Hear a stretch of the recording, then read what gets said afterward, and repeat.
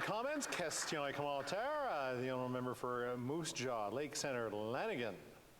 Thank you, Mr. Speaker, and thank you to the member from Vancouver East for her intervention. Could the member please share her thoughts on the following?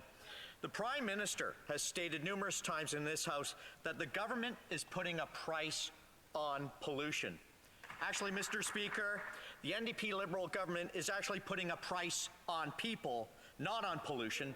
Why does this member punish the people of this nation with bad policy instead of supporting technology that would reduce emissions and actually make a difference?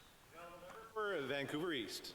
Well, first off, the member is wrong. There is no coalition government. The NDP is not part of the Liberals. We are there to support in conjunction with a supply confidence agreement, but we don't sit in cabinet. We're not there at that table. If it was an NDP government, we will have different policies. That is to be sure. Now, on the issue around the climate crisis, I think the member did not hear what I said about the climate crisis. I invite him to come to British Columbia to see the aftermath of the fire and the floods of what's going on.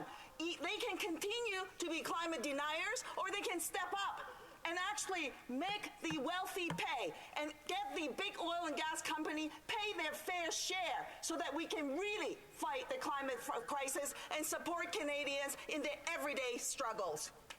Questions and comments, questions et commentaires. The honourable member, the honourable parliamentary secretary to the government House Leader.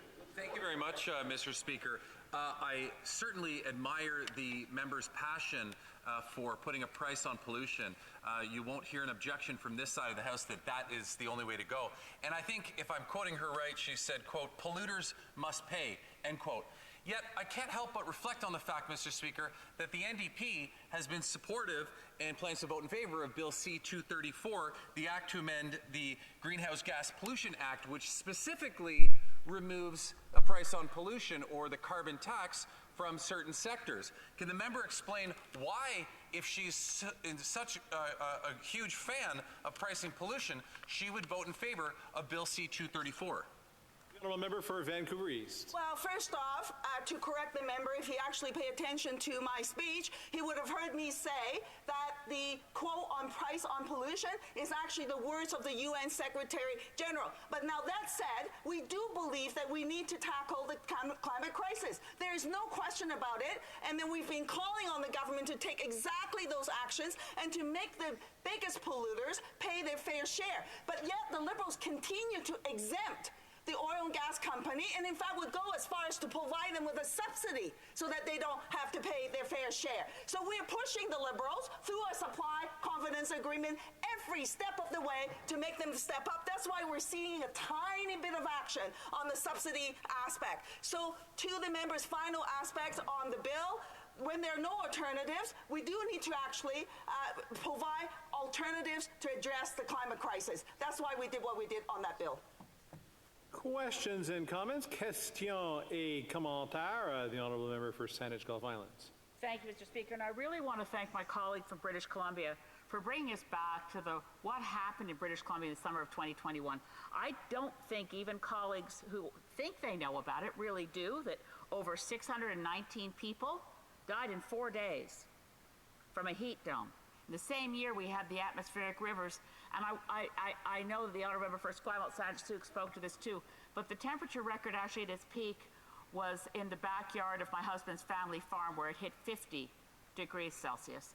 And my stepdaughter in her mid-30s nearly died, and we are still not preparing, we're still not understanding. And in the context of my friend from Vancouver East riding, people who are homeless were unable to get to cooling shelters because none were set up. People who were homeless were kept out of parks where they went for shade for fear they might set up encampments.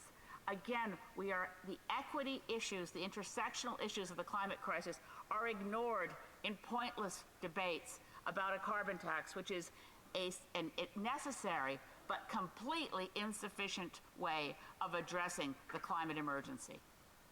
Member for Vancouver East in about 30 seconds. Well, thank you very much, and I want to thank my colleague for her question, and she raises exactly the point on the impact and the real impact for people. In my riding, and particularly in the downtown east side, when you have a heat dome like that, people actually can die and suffocate. In those SROs that they're living in, there's basically no air circulating. That's why people took to the streets. If people want to solve that solution, we need a housing investment in addressing the housing crisis that truly will ensure that housing is a basic human right for all. Reprise du débat, continuing debate.